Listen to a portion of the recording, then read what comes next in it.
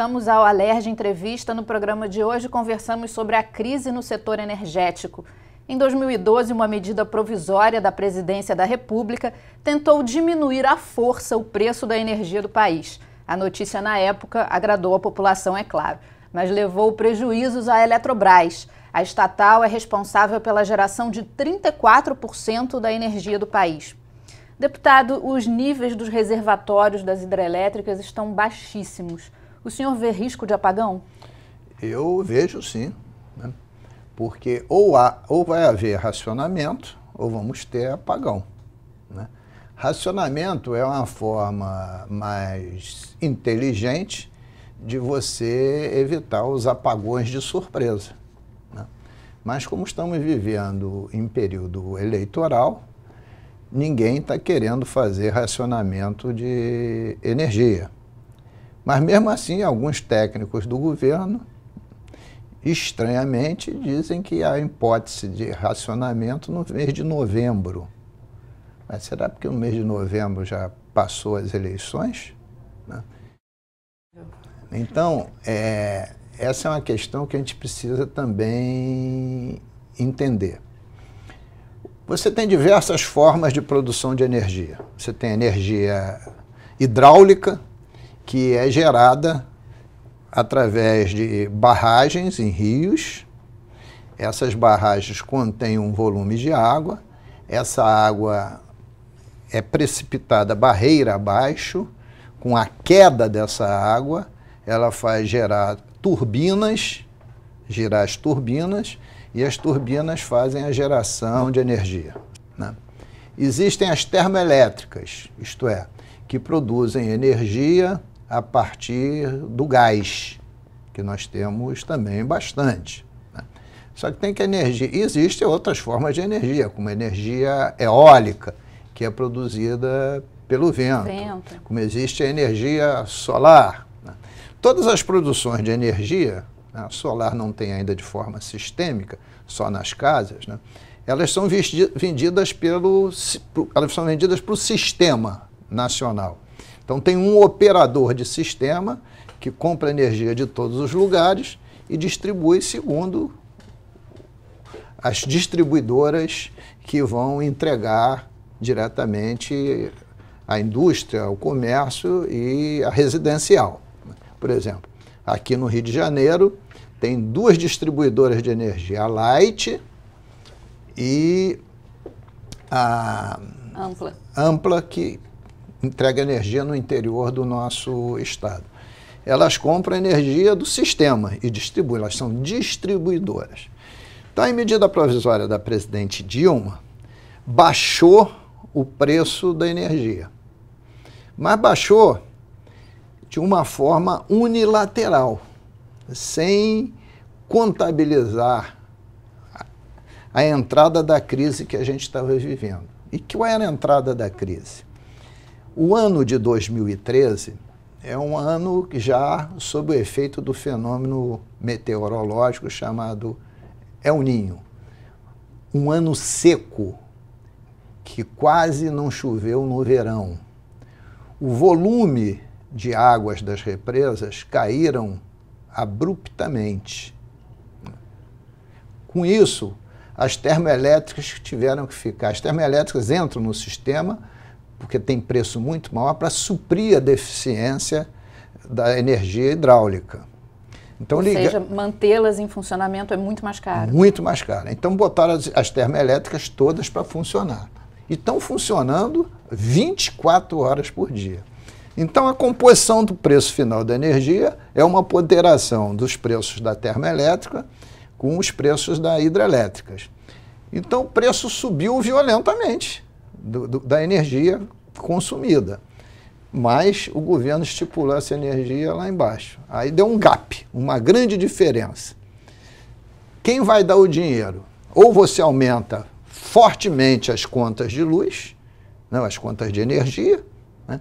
E se aumentar, dispara a inflação, né? Porque tem a energia, porque vai para a indústria, para o comércio, para a residência, a inflação dispara, além de que isso vai pesar violentamente no bolso do cidadão. Então não pode aumentar o preço. E logo depois de uma promessa de abaixar a conta. Logo depois de uma redução. Aí o que está fazendo o governo? Subsídio. Ele paga a diferença para as concessionárias, que estão virando vermelho. Se não pagar, as concessionárias fecham. Aí mesmo que é apagão amplo, geral e restrito. Então são bilhões de reais que o governo desembolsa e entrega às concessionárias. Ora, este ano de 2015 também será, segundo as previsões meteorológicas, um ano sob o efeito do El Niño. Quer dizer, deve se repetir novamente um verão seco, né? Então, a possibilidade de futuro é muito ruim. Então, alguns já estimam que em 2015, passou as eleições, que essas contas vão ter que subir de 20% a 25%. Olha o tamanho desse rombo, né? É porque o governo não vai agora, nesse momento, abrir uma caixinha de maldades e liberar a conta de luz, liberar a gasolina, né? Então, qual é o cenário que a gente espera para 2015? Porque, veja só, se o governo está no teto da meta da inflação, no teto da meta que é 6,5%, qualquer aumento em conta de energia elétrica ou na conta de petróleo, de combustível, vai fazer que o teto da meta seja superado. Às vésperas de inflação, você sabe que o cidadão reage conforme o tamanho do prejuízo no bolso. Então, eles estão represando isso tudo. Agora, tinha uma medida racional que o governo deveria fazer, porque diminuiria os consumos, quer seja de energia elétrica, quer seja de combustível, que o governo não faz. Porque se fizer também é reconhecer o problema, mas devia reconhecer. O que seria? Não é aumentar preço, reescalonar os horários de trabalho. Porque se você concentra o uso da energia num momento só, você tem um pico de consumo. Naquele pico de consumo, se tua oferta está reduzida, é ali que tende a ter o apagão. Se você reescalona o horário de trabalho, você diminui esse pico e distribui esse pico ao longo do dia. Então você tem menos possibilidade de apagão. E além do mais, quando você reescalona o horário, você diminui o que a gente chama em engenharia de trânsito, o horário do pico, que já chama, o horário em inglês chama-se horário do rush, né? Por quê? Você reescalona o horário, você tende a ter um fluxo de veículos na rua mais constante, sem um pico tão acentuado como é hoje, entre as 6 da manhã e as 9 da manhã, e entre 5 da tarde e 8 da noite, né? Então, com isso, se você reescalonasse o horário, você minimizava um pouco esse problema.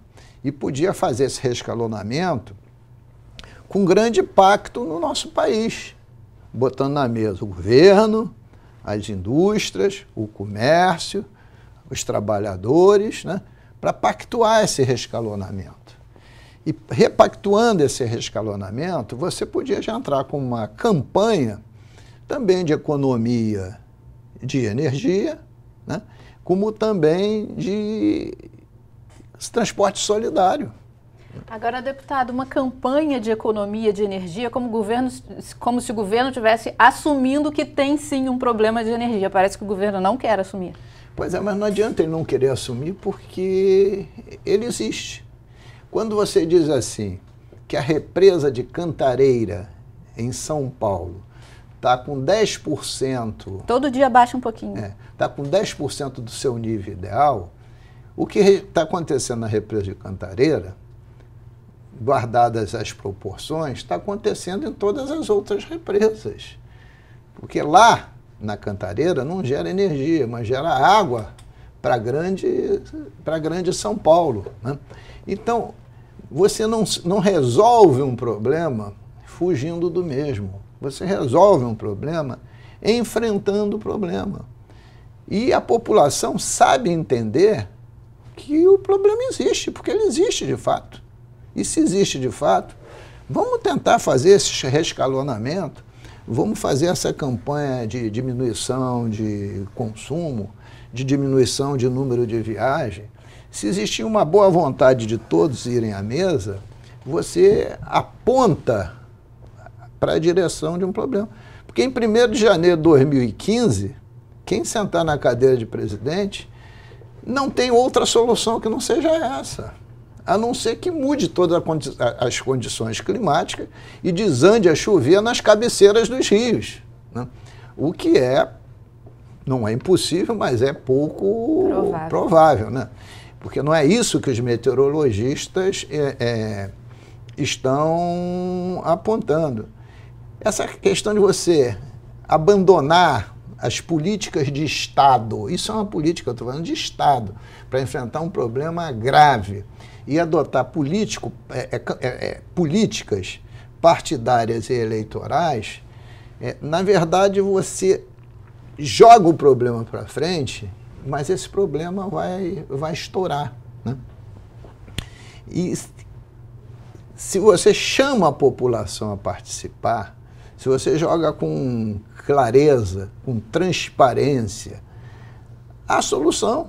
Já passamos por problemas de crise, de racionamento, etc. E não só uma vez, não. A última vez foi lá atrás, no governo do Fernando Henrique. Mas já aconteceram antes do governo. Outros. O que não pode é você estar em casa e ter um apagão. Puf, acabou a luz. Aí que é uma crise geral.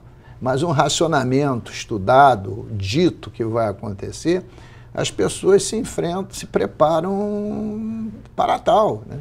Então, e foi positivo na época, as pessoas passaram a economizar energia. E que serviu, inclusive, para minorar as suas contas. Claro. Né? Porque o que aconteceu agora?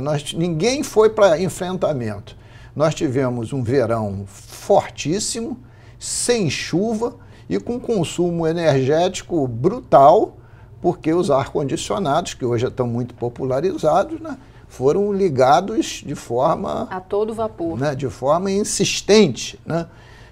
E o consumo de água também aumentou muito. Então, quando você não partilha os problemas, porque um governo ele pode se antecipar a muitas coisas, mas muitas vezes também tem fenômenos naturais que você não consegue se antecipar, e você tem que partilhar essa questão e não tentar esconder. E que imprevisão, como é que você já viu na porta de um verão desse, com todas as informações meteorológicas que existem, o sistema informando como é que estava o nível das hidrelétricas, a possibilidade desse nível cair mais, você sai para uma posição demagógica, eleitoral, de querer ter um ganho dizendo que está reduzindo o preço da energia, sem estar. Era muito mais fácil ela tirar os impostos da energia e subsidiar os impostos. Baixava a conta, mas não mexia no nível de comprometimento das concessionárias. Mas tomou um caminho que ela está subsidiando, né? E o preço da energia indiretamente, porque está pagando as concessionárias a diferença, e a Petrobras, a Eletrobras em especial. Como é que você pode ter uma empresa que vende energia por 9 quando compra do sistema 120? Não tem tatu que resista a isso. Na matemática, a gente diz que tem sistemas que não têm solução. Sistemas que não são solução são chamados sistemas indeterminados, onde você tem mais incógnita do que equação. Um sistema determinado é aquele que o número de incógnitas é igual ao número de equação. Você resolve todas as equações. Mas você tem mais incógnita do que equação, você não consegue. Então o governo está enfrentando, quer seja na área de petróleo e gás, quer seja na área de energia elétrica e termoelétrica que deriva do gás, um sistema indeterminado. E ele faz questão de negar que existe o problema. E negando que existe o problema se complica cada vez mais. Obrigada, deputado. A gente vai ficando por aqui. Se você gostou desse programa e quiser rever, você pode acessar o nosso site. É www.tvalerj.tv. Ou então mande a sua mensagem para faleconosco@tvalerj.tv. Até a próxima. TV Alerj, o canal do povo fluminense.